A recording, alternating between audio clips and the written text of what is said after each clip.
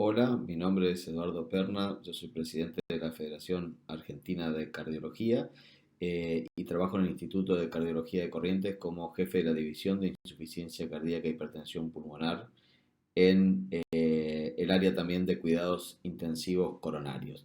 Y es un gusto estar aquí y compartir con ustedes en este workshop sobre enfermedad cardiovascular del adulto mayor, un tema muy importante y muy relevante que es la insuficiencia cardíaca en la tercera edad, refiriéndonos particularmente a la presentación como insuficiencia cardíaca con fractura. Estos son mis conferencias y los temas que vamos a abordar en los próximos minutos están relacionados al impacto epidemiológico que tiene el adulto mayor en general en la población, la interacción entre la insuficiencia cardíaca y la edad, el concepto actual de la IC con fracción de eyección preservada, cómo se maneja, el impacto de la edad en el tratamiento de la insuficiencia cardíaca, tratar de llegar a. Sabemos que la expectativa de vida ha cambiado, se ha modificado a lo largo de los años. Ustedes ven que en los Estados Unidos es de 77 y en la Argentina de 75. Y esto es diferente aproximadamente en 8 años entre hombres y mujeres. Y lo que es importante considerar cómo a lo largo de los años hay una gran expectativa de aumento en el número de individuos mayores a lo largo de los años, mayores de 65 años, y esto también se va a traducir en un incremento porcentual. Esto que ocurre en Estados Unidos con este cambio en la expectativa de vida también se observa en la Argentina, donde la expectativa de vida se estima que para el año 2040 va a ser de 78 años en el hombre y mayor de los 85 años en la mujer, con el cambio en la pirámide poblacional. Y ustedes pueden observar pirámide poblacional del 2010, 2025 y 2040, y ustedes ven cómo hay una reducción en la parte baja de la pirámide y un incremento en la parte alta. Esto significa que va a haber un incremento proporcional en la población añosa, y si lo estimamos a partir de individuos mayores de 65 años, y ustedes pueden observar, siempre es mayor en mujeres que en hombres, pero desde el año 2010 al 25 y 2040, como este porcentaje va a llegar en promedio al 15% en nuestro. Vamos a enfrentar muy frecuentemente mayores. La insuficiencia cardíaca, ustedes saben que afecta a más de 26 millones de personas en el mundo, tiene un alto costo, tiene desafíos que tienen que ver con la utilización del sistema de salud, las hospitalizaciones y el pronóstico, el aumento de la prevalencia, pero fundamentalmente en la edad. Es una enfermedad de añosos, más de 75 años, y la mitad tiene IC con fracción de eyección preservada. ¿Por qué? Porque dentro del espectro de la insuficiencia cardíaca, los individuos con fracción de eyección reducida y preservada son dos fenotipos totalmente diferentes en las características de presentación e incluso en el impacto del tratamiento, pero dentro de cada uno de estos fenotipos, a su vez, hay distintas etiologías que le dan un toque particular al manejo de cada situación. Cuando vemos la influencia de la edad específicamente en insuficiencia cardíaca, sabemos que el riesgo que tiene un individuo de desarrollar insuficiencia cardíaca entre 45 y 95 años es muy alto y varía entre 20 y 45%. Este riesgo es mayor cuando tiene un índice de masa corporal mayor a 30 y es mayor cuando más alta la presión sistólica. Pero tanto la incidencia como la prevalencia, ustedes ven cómo tiene un incremento exponencial a medida que el individuo envejece. Y fundamentalmente la prevalencia en individuos mayores de 80 años es de 12 a 12,8% y 12% en hombres y mujeres. ¿Esto qué significa? Que 12 de cada 100 individuos mayores de edad tienen insuficiencia. Ahora, si los relacionamos estos datos con el número poblacional, y es muy interesante este análisis que se hizo en el Reino Unido, ustedes pueden observar cómo en la parte izquierda uno puede observar que si lo relacionamos a la población global, por ejemplo en Europa, por cada 100.000 personas, ustedes pueden observar que en la mayoría de las edades hay una reducción en los casos de incidentes de insuficiencia cardíaca, excepto en los individuos mayores de 80 años. Es decir, globalmente una reducción del 7% por 100.000 personas. ¿Pero por qué ocurre esto? Porque hay un incremento en el número de individuos que tienen mayor edad. Entonces, a pesar de incrementarse los casos, también se incrementa el denominador, el número de individuos, y es por esto es que cuando lo analizamos desde un punto de vista proporcional, es decir, un análisis estandarizado versus análisis crudo, vemos que hay esta aparente disparidad. El otro dato interesante que provee este estudio es que a medida que han progresado los años se ha observado un incremento en las comorbilidades. Entonces, hoy un individuo con insuficiencia cardíaca es muy frecuente que se presente con una serie de comorbilidades, como ven aquí, y esto también tiene relación con la edad y la supervivencia. Es decir, en el Reino Unido, y esto ocurre particularmente en países desarrollados, la carga de insuficiencia se incrementa cuando la edad de la población aumenta y crece la población, y es similar a la incidencia combinada, fíjense, de cáncer de mama, de próstata, de pulmón y de intestino. Es decir, la población es muy importante. Y no solo se habla de incidencia, sino del riesgo. La tasa de hospitalización está relacionada con la edad. Las altas hospitalarias por insuficiencia cardíaca es mayor a medida que han pasado los años, y esto tiene que ver con añosos, y la mortalidad tanto en hombres como en mujeres, ustedes pueden observar como en individuos mayores de 85 años es mucho mayor que en las poblaciones menores de 70. Además de esto, se observó que hay un aumento en la prevalencia de insuficiencia cardíaca con fracción de eyección preservada, fundamentalmente en la raza negra, donde se observó en general un aumento de la incidencia de la prevalencia de insuficiencia cardíaca con los dos tipos de disfunción, pero fundamentalmente con IC con fracción de eyección preservada. Y hoy se estima que 2/3 de los pacientes hospitalizados con insuficiencia cardíaca tendrían una fracción de eyección mayor.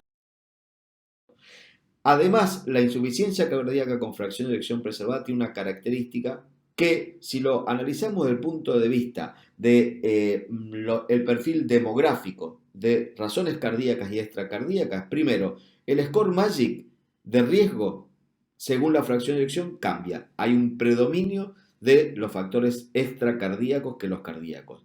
El riesgo atribuible tanto a muerte como a hospitalización también cambia. Ustedes fíjense cómo cuando la fracción de eyección está por encima del 60-70%, predominan las causas extracardíacas o demográficas relacionadas al riesgo atribuible. Por lo tanto, los factores de riesgo extracardíaco contribuyen más a la evolución cardiovascular en la insuficiencia cardíaca preservada.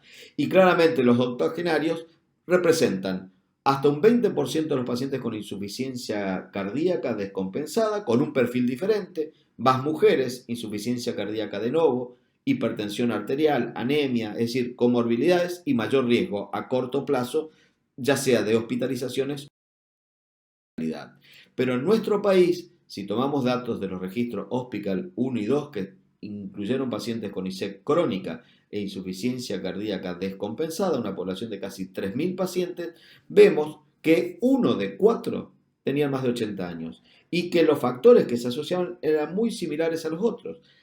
Había un predominio del sexo femenino, de demencia, mayor presión arterial, anemia, que no tengan ritmo sinusal, que tengan artrosis y deterioro de la función renal. Es decir, claramente la población añosa resto de la población. De tal manera que la insuficiencia cardíaca y la edad están relacionadas en el sentido de que en pacientes añosos predomina la IC con fracción de eyección preservada, hay una evolución más adversa en hospitalización, en sobrecargas, en enfermedad coronaria, en infecciones, son más frágiles, tienen más comorbilidades de todo tipo, como puede ser fallo renal, diabetes, enfermedad pulmonar, enfermedad cerebrovascular, depresión, y tienen más frecuentemente un síndrome post-hospitalización que está relacionado con el cambio de hábito en el cual es el paciente añoso que se encontraba desde un punto de vista cognitivo en un buen estado antes de internarse, después de la internación puede tener un cambio drástico y le cuesta con la IC y la fracción de eyección. Sabemos que ha habido definiciones diferentes en cómo caracterizar el fenotipo de la insuficiencia cardíaca según la fracción de eyección. Ustedes pueden ver que comparativamente las diferentes recomendaciones y las guías plantean puntos de corte diferentes. Hoy en día, una definición llamada universal de insuficiencia cardíaca, en la cual se englobaron varias sociedades, caracteriza a la insuficiencia cardíaca con fracción de eyección menor o igual a 40% como IC con fracción de eyección reducida. Entre 41 y 49 como IC en rango intermedio y 50% mayor como IC con fracción de eyección preservada. Y es importante porque aquel que mejora la función ventricular, es decir, que tenía deterioro y mejora la fracción de eyección, no debe ser considerado igual a la insuficiencia cardíaca con fracción de eyección preservada. Sin embargo, ¿cuál es el problema? La fracción de eyección puede variar con distintas técnicas bidimensionales, de acuerdo a cambios fisiológicos, diferencias en la adquisición y variabilidad interobservador, pero también puede variar hasta 5 o 7 puntos en breves periodos. Entonces, a pesar de la amplia disponibilidad, sabemos que estamos usando un método limitado de fracción de eyección.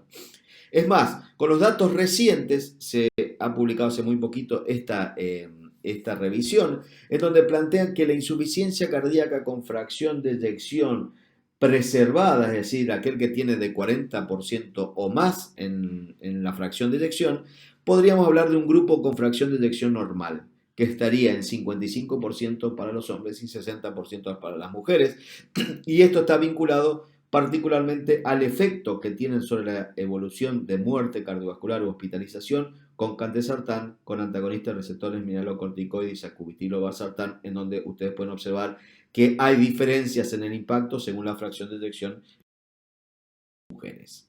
¿Cuál es la fisiopatología de la IC con fracción de eyección preservada? Y aquí intervienen causas que derivan en la insuficiencia cardíaca, un fenómeno inflamatorio sistémico que afecta fundamentalmente el endotelio y causa insuficiencia cardíaca, pero esto involucra no solamente procesos cardíacos y endoteliales, sino también la función renal, la función del músculo esquelético y el pulmón. Entonces, de la interacción de todos estos factores, un paciente que es añoso, obeso, diabético, hipertenso, pasa a tener insuficiencia cardíaca con fracción de eyección preservada en todas las etapas de la insuficiencia cardíaca. Por lo tanto, la IC con fracción de eyección preservada es un síndrome clínico muy diverso que se puede iniciar por gran comorbilidades y mediadores inflamatorios y tiene manifestaciones extracardíacas y tiene también anormalidad del corazón. De tal manera que la clasificación de la IC con fracción de eyección preservada se puede hacer de distintas maneras. Una clasificación fisiopatológica en la cual reconoce que hay mecanismos particulares como puede ser la disfunción sistólica longitudinal, incompetencia cronotrópica, disfunción autonómica o endotelial, hipertensión pulmonar o un desacople ventrículo arterial, es decir, distintas características que pueden influenciar de diferentes maneras para generar el deterioro de la capacidad funcional fundamentalmente de estos individuos. Hay categorías clínicas, como la variedad de Jardín, que es la combinación y la forma más típica, que es hipertensión, diabetes, fallo renal y obesidad. Insuficiencia cardíaca con fracción de eyección preservada en pacientes con enfermedad coronaria, o que se presenta con predominio del fallo ventrículo derecho, o que tiene fibrilación auricular, o que simula una miocardiopatía hipertrófica o de alto gasto, o tiene afecciones valvulares, o insuficiencia cardíaca en causas raras de las cuales las enfermedades infiltrativas constituyen el paradigma de ello. Y en la presentación podríamos reducir todo esto a tres grupos fundamentales. Aquellos que tienen aumento de la presión de la aurícula izquierda inducida por el ejercicio, los que tienen sobrecarga de volumen y los que se presentan con hipertensión pulmonar o fallo de ventrículo derecho. ¿Cómo se expresan esto? A través de los que se conocen fenogrupos y posteriormente vamos a analizarlos en pacientes con diferentes características que nos van a permitir orientar el tratamiento. Es importante porque en este curso clínico el paciente pasa de tener niveles bajos en la producción de péptidos natriuréticos a incremento progresivo y esto se asocia con un deterioro en el pronóstico y en la evolución de esto. Una de las formas de caracterizar los fenogrupos viene del estudio TOPCAT y el estudio TOPCAT en la población global caracterizó a través de un análisis de Machine Learning tres características diferentes. Un fenogrupo que eran pacientes que tenían una geometría ventricular normal, baja rigidez arterial y fundamentalmente bajo nivel de péptidos natriuréticos y tenían muchas comorbilidades. Estos tenían baja tasa de eventos, como ven la evolución a largo plazo, y eran los que se incluyeron preferentemente en Rusia y Georgia. Esta población claramente tiene un pronóstico muy diferente de los otros dos fenogrupos, uno de ellos de individuos añosos que tienen mucha rigidez arterial, tienen remodelado concéntrico, agrandan mucho la aurícula izquierda y tienen fibrilación auricular y tienen altos niveles de péptidos natriuréticos. Y un tercer grupo, que es el individuo fundamentalmente con obesidad y diabetes, fenómenos inflamatorios, anormalidades metabólicas, fallo renal, pero tiene una característica que son los que podrían responder mejor a las intervenciones terapéuticas que se evalúan actualmente en IC con fracción de eyección reservada.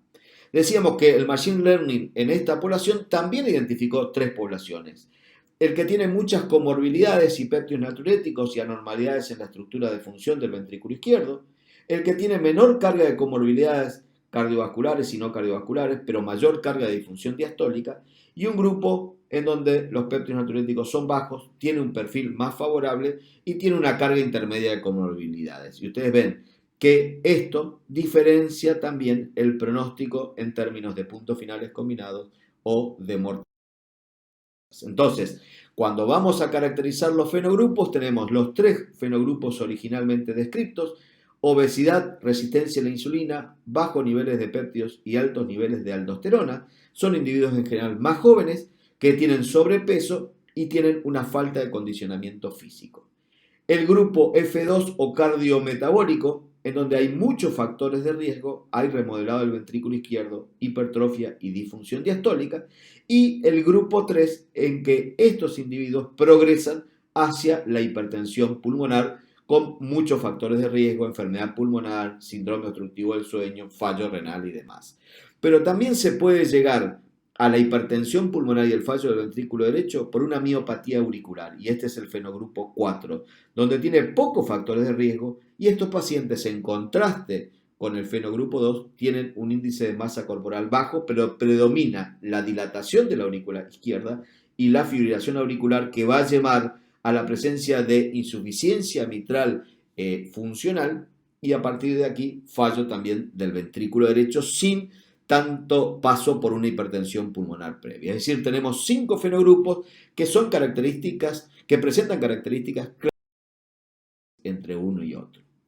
Hay un desafío en el diagnóstico de la IC con fracción de eyección preservada, entonces hay algunos scores, que en realidad el score es difícil de aplicar como score en sí mismo, pero sí nos ayuda a pensar cómo diagnosticarlo. Por ejemplo, la presencia de un alto índice de masa corporal, de tener hipertensión o tratamiento antihipertensivo, fibrilación auricular, hipertensión pulmonar, añosos e incremento de las presiones de llenado por el ecodoppler. Estos instrumentos nos permiten a nosotros estimar con bastante certeza, tanto en la cohorte de derivación y validación del estudio original, pacientes que tienen insuficiencia cardíaca. Otro score, basado en la opinión fundamentalmente de expertos, dice que tenemos que seguir 4 etapas. Primero, cuando evaluamos un paciente con disnea, hacer una evaluación de la probabilidad de insuficiencia cardíaca con fracción de eyección preservada en base a la evaluación estándar. A partir de allí aplicamos el score, que es el score de la Sociedad Europea del Grupo de Insuficiencia Cardíaca, que dice que hay una probabilidad baja, entonces descartamos el diagnóstico, una probabilidad alta en la cual establece el diagnóstico y una probabilidad intermedia en la cual hay que pasar una etapa siguiente para hacer algunas evaluaciones adicionales, como pueden ser un test de estrés o una evaluación invasiva. Y después que confirmamos el diagnóstico de IC con fracción de eyección preservada, hay que tratar de investigar. Este score está basado en alteraciones funcionales, morfológicas y biomarcadores en ritmo sinusal o fibrilación auricular, como son, por ejemplo, la estimación de E' y la velocidad de regurgitación tricuspidia, la dilatación de la aurícula izquierda o la hipertrofia ventricular izquierda, y a partir de estos elementos tenemos criterios mayores y menores y uno establece un puntaje y puede planear según el score. Manejo actual de la IC con fracción de eyección preservada. Y fíjense que recientemente se han publicado varias revisiones de este tema, en donde el tratamiento puede tener como blanco central el corazón. Y fíjense la cantidad de opciones terapéuticas que van desde antagonista receptor de angiotensina, ARNI, medicación dirigida fundamentalmente a la guanilato ciclasa, dirigida a factores inflamatorios, una serie de intervenciones. Pero también hay algunas dirigidas específicamente, por ejemplo, a la respuesta inmune, es decir, acción sobre las interleuquinas, a nivel pulmonar, a nivel musculoesquelético, renal, endotelio y tracto gastrointestinal. ¿Por qué? Porque estos fenómenos están vinculados al deterioro, como decíamos hoy, de individuos. Fundamentalmente, el perfil que más interesa o que más atrae es la relación con la obesidad. ¿Por qué? Porque las tres intervenciones que se están evaluando en estos pacientes, los inhibidores de neprilicina, los antagonistas de los receptores mineralocorticoide y los inhibidores SGLT2, están muy vinculados con las anormalidades microvasculares, con la retención de sodio y la acumulación e inflamación en el tejido adiposo, y a partir de allí podrían tener un efecto favorable. El otro concepto es que cuando vemos el impacto de drogas en el tratamiento de la IC con fracción de eyección preservada, sabemos que hay un continuo de efecto, y ese continuo de efecto es altamente favorable en aquellos que tienen IC con fracción de eyección menos del 40%, pero llega hasta los individuos que tienen con IC insuficiencia cardíaca con fracción de eyección entre 40 y 50. Es por ello que hasta ese valor de 50-55% uno puede aplicar las estrategias de tratamiento como por ejemplo ARNI, antagonista de los receptores mineralocorticoides, beta bloqueante o bloqueante receptor de angiotensina. Este espectro de drogas ha tenido impacto favorable en detección en rango medio. Por ejemplo, los beta bloqueantes tienen algún efecto favorable en este metaanálisis de numerosos estudios, pero con pocos pacientes y una calidad baja de evidencia sobre mortalidad y fundamentalmente sobre hospitalización cardíaca. En el caso de los ARNIs, en el estudio Paragon, si bien el estudio Paragon no dio un resultado positivo, ustedes ven que hubo una reducción del 13%, pero que no alcanzó significancia estadística, se observó dos datos interesantes. El primero de ellos, el efecto diferencial en hombres y mujeres. Y pueden observar cómo en mujeres hubo un efecto favorable y no en hombres, con una P de interacción significativo. Y la otra interacción significativa es en la fracción de eyección. Fracción de eyección hasta 57%, hubo un resultado positivo y más de 55%. Y es muy interesante porque un análisis imputado, como es el que se hizo en el caso de los ARNIs, aplicando la comparación y teniendo en cuenta que tanto el Paradigm como el Paragon se compararon con bloqueante receptor de angiotensina, y esto no estaba comparado con placebo, este análisis imputativo puso un espectro de beneficio que llega hasta una fracción de eyección entre 55 y 60%, y este efecto también se diferencia entre hombres. Si lo miramos desde un punto de vista de un metaanálisis en red de cuál sería el efecto de la inhibición del sistema renina-angiotensina, podemos observar primero que el efecto predominante no es sobre mortalidad, y veíamos hoy que la mortalidad tenía mucha relación con causas extracardíacas. Entonces, el efecto fundamental es en la hospitalización por insuficiencia cardíaca, y en este caso, la espironolactona y los ARNIs tienen un efecto favorable, incluso comparado con inhibidores de enzima de conversión o con bloqueantes receptores. Recientemente se presentaron los resultados de este estudio, que es el estudio Parallax, específicamente en pacientes con IC fracción de eyección preservada, donde se observó una reducción significativa en los niveles de NT-proBNP, pero no hubo un cambio realmente significativo en el test de caminata de 6 minutos, que eran los puntos.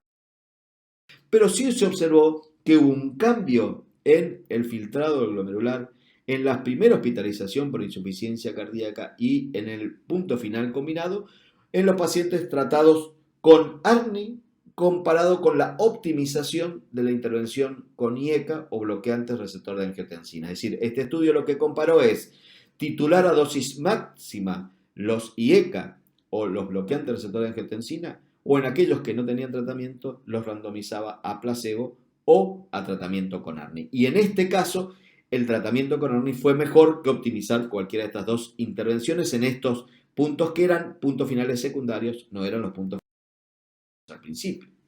Decíamos hoy la importancia de la activación o la acción sobre la guanilato ciclasa, y esto se evalúa en dos estudios que se presentaron el año pasado, que intervienen en la vía del GMP cíclico. Uno de ellos es con Praliciguat, el estudio Capacity, en donde estos pacientes, además de IC, tenían que tener algunos otros factores como diabetes, hipertensión, obesidad y edad avanzada. Y eran individuos que tenían fracción de eyección más de 40%.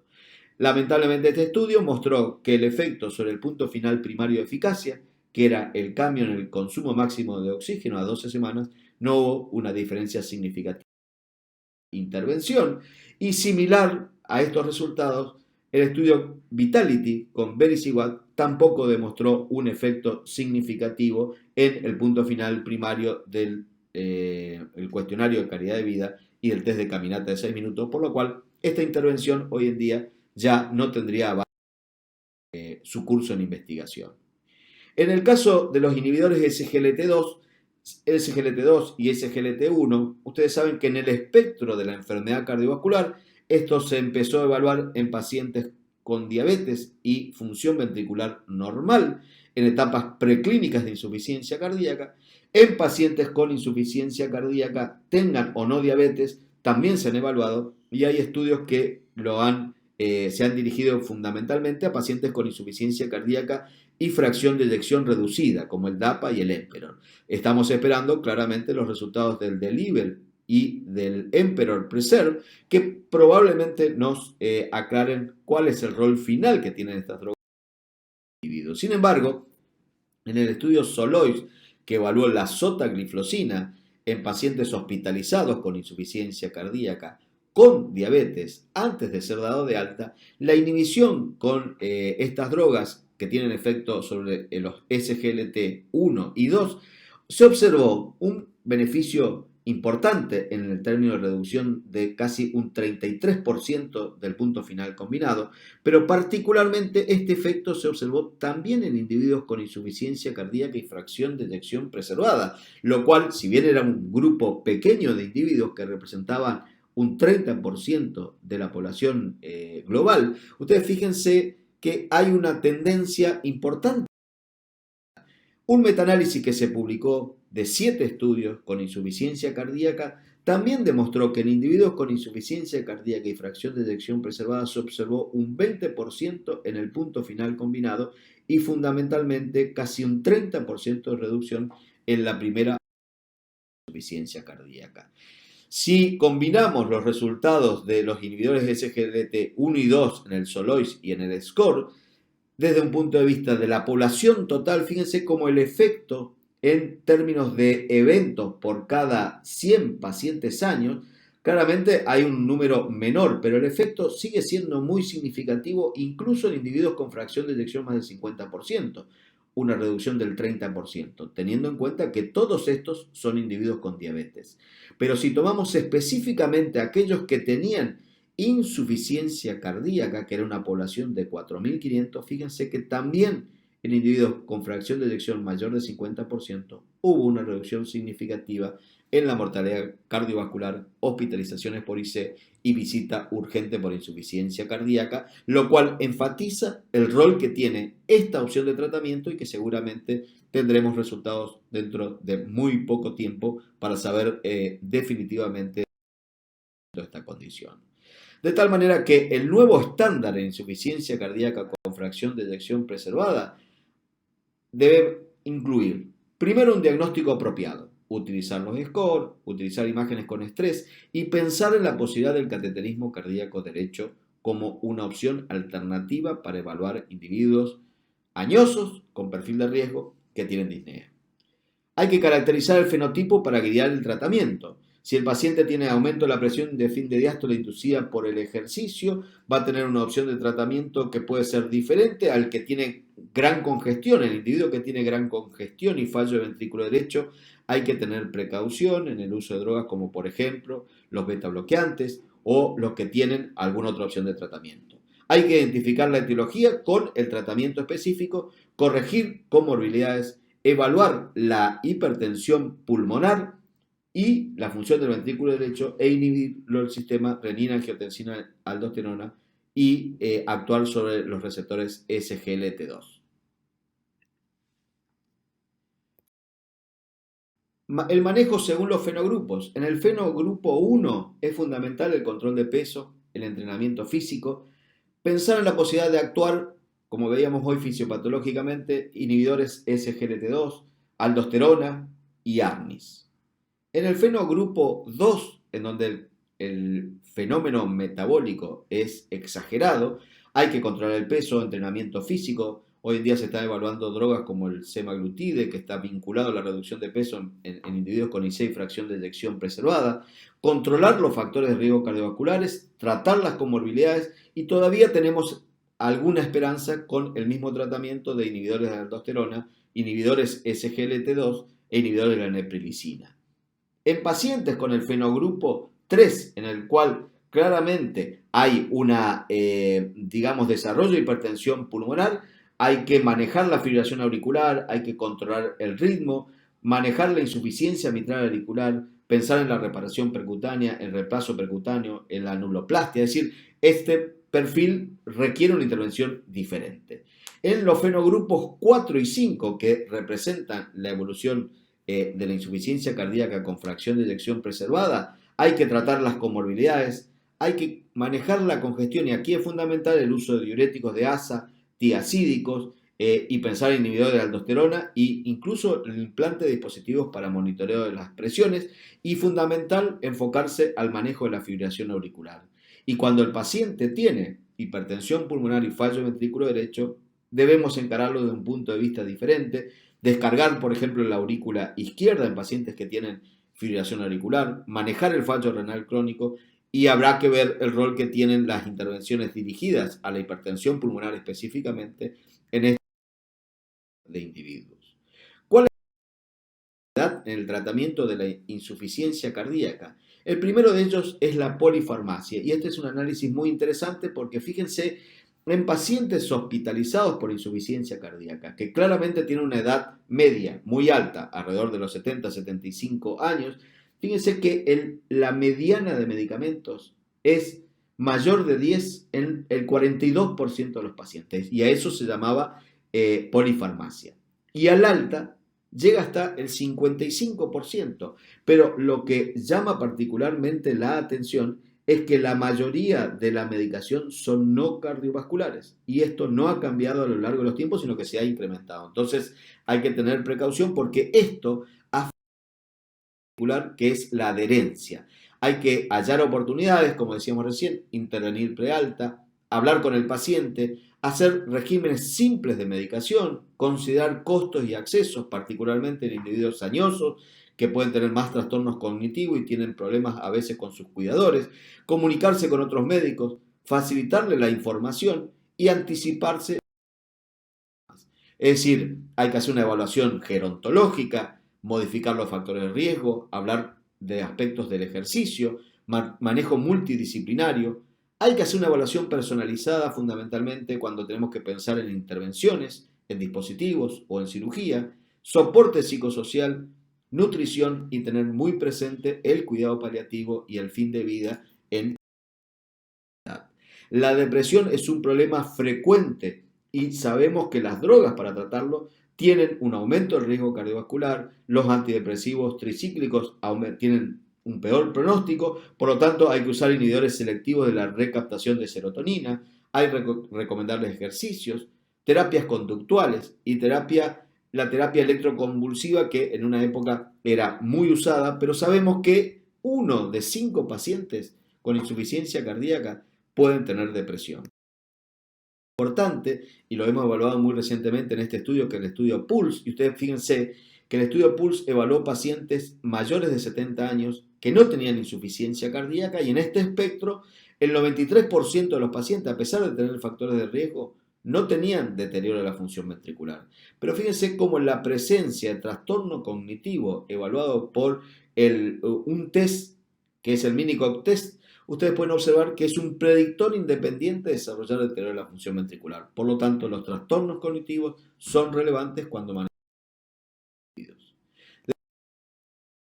Digamos que el manejo de la IC en adultos mayores requiere contemplar entallar dinámicamente el manejo agresivo y los cuidados paliativos y trasladar el modelo que está basado en el manejo de la enfermedad al manejo que está dirigido al individuo, al paciente. Hay que mejorar la calidad de los cuidados, mejorar la asignación de recursos y fundamentalmente mejorarle la calidad de vida. La IC con fracción de eyección preservada vimos que es un síndrome de disfunción muy heterogéneo que tiene fisiopatología compleja, es multiorgánica y está muy influenciada por comorbilidades. Y este perfil limita la aplicación de una medicina basada en evidencia que que sea una opción única para todos los casos. Y explica por qué muchas veces han fallado los ensayos clínicos randomizados. Y la identificación de fenotipos específicos de pacientes es posible a través del mapeo de una gran cantidad de datos y pueden explicar las disparidades. Por lo tanto, además de personalizar por la edad, la personalización por el perfil de la insuficiencia cardíaca con fracción de eyección preservada permite seleccionar mejores opciones de tratamiento en cada fenogrupo. Muchas gracias y muchas gracias por la invitación para participar de la Sociedad de Cardiología de Buenos Aires.